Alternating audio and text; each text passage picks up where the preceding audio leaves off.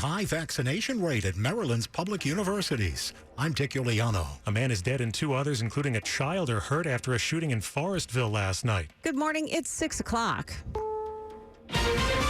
This is CBS News on the Hour, sponsored by Dell Small Business. I'm Deborah Rodriguez. Over 1 million children returned to class in New York City today, some for the first time since the pandemic began. WCBS TV's Natalie Duddridge. While vaccines aren't mandatory for students, they are for teachers, with rare exceptions for medical or religious reasons. This parent says she's comfortable with the protocols. I'm glad that they're going back and they're opening up the way they are. They belong in a school setting. At home, it's been difficult for everyone. When it comes to vaccinating children, former FDA Commissioner Dr. Scott Gottlieb tells CBS has faced the nation. I would urge every parent to have a conversation with their pediatrician. Pediatricians are very good at counseling through these decisions, and I think that they could provide good, objective advice to parents. Dr. Gottlieb expects the FDA could give the okay for vaccines for children aged 5 to 11 by Halloween. President Biden flies to the West Coast to rally voters ahead of tomorrow's recall election. CBS's Monica Ricks has the details. The president will campaign with Governor Gavin Newsom in Southern California tonight in a last-ditch effort to keep Newsom in office. Newsom rallied voters Sunday in L.A. If we don't turn in the ballots and turn out the vote on September 14th, Larry Elder will be the next governor of the state of California. Elder's the Republican frontrunner, but polls show Newsom leading the recall race, especially in early voting. Secretary of State Blinken testifies before a House committee today about last month's U.S. withdrawal from Afghanistan. He visited the region last week, putting pressure on the Taliban to allow more U.S. citizens to leave the country. Texans are bracing for Tropical Storm Nicholas. Just being cautious, little storm watch. Nothing as bad as Harvey, but we're prepared. Robert Villarreal is in Port Arkansas, where they could get as much as 16 inches of rain. Nicholas formed in the Gulf of Mexico yesterday. It's expected to strengthen before it makes landfall on the South Texas coast today.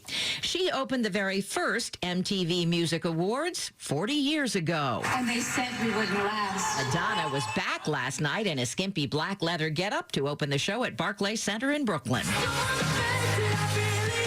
Olivia Rodrigo won Song of the Year, Justin Bieber, Artist of the Year. Music is such an amazing opportunity and an amazing outlet to be able to reach people. Lil Nas X won Top Prize, Video of the Year for Montero. The Foo Fighters won the Icon Award. S&P futures are up 20, Dow futures ahead 171. This is CBS News. Dell's semi-annual sale for business has arrived. Save up to 45% on Dell computers with Windows 10 Pro to succeed anywhere. Just call 877-ASK-DELL. It's 6:03 on Monday, September 13th. 70 degrees, sunny, hot, and humid today, going up to around 90.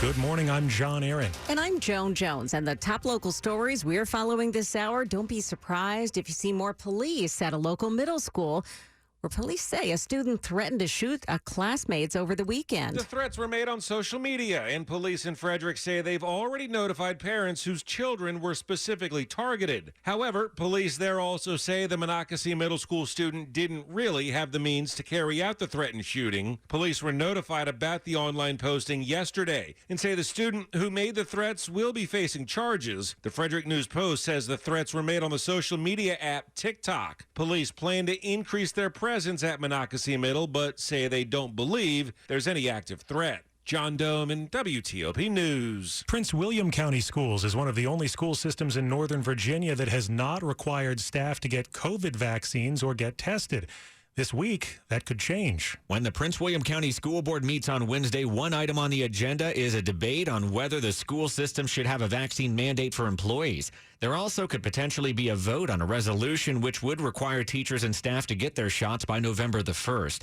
If an employee chooses not to and doesn't have an approved exemption, the rules would require that they get a COVID-19 test weekly and turn in their results. So far, the school system says 80% of its staff is vaccinated. Mike Murillo, WTOP News. Montgomery County is the only school system in our region to require employees to be vaccinated without the option of weekly COVID testing. Maryland Public University students were among the first in the state this summer to come under a COVID vaccine mandate. Compliance is high as students return to campuses. The order that all faculty, staff, and students be vaccinated for the fall term has resulted in a vaccination rate of more than 90%. MarylandMatters.org reports that at the University of Maryland College Park, fewer than 300 out of more than 39,000 students are unvaccinated, and many of the 300 are international students in the process of getting their shots. There are efforts to boost vaccination rates at Bowie State University and other historically black colleges and universities where vaccination rates are lagging.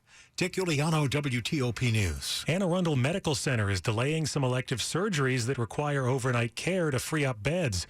The Capital Gazette reports the hospital is seeing a daily influx of patients in its emergency room, in addition to an average of 40 COVID-19 patients per day that require longer-term care in hospital beds. As of Friday, it was treating 42 COVID patients, 4 of whom were in the ICU.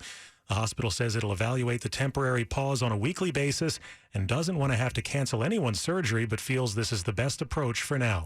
A man is dead and 2 others, including a child, are in the hospital after a shooting near a gas station in Forestville.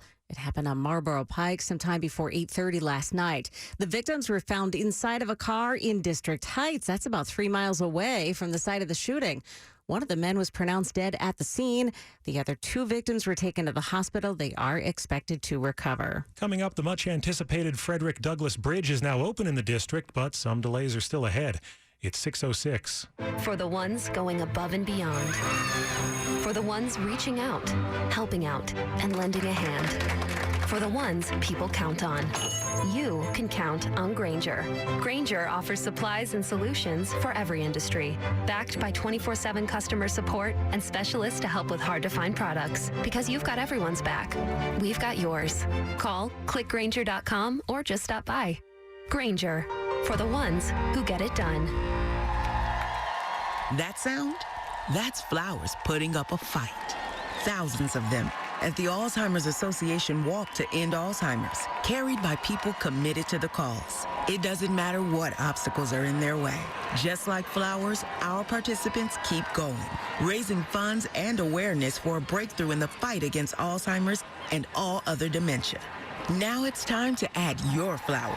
Join us at alz.org/walk. Lockheed Martin understands that it takes all of us to secure our future. The unrivaled 5th-generation F-35 is built by a diverse, high-tech American workforce. The F-35 program creates high-skilled manufacturing jobs, sustains local economies, and strengthens a supply chain of small businesses. Together, we secure our... He raids your fridge. You're out of Barada. Borrows your car without asking. Scratches?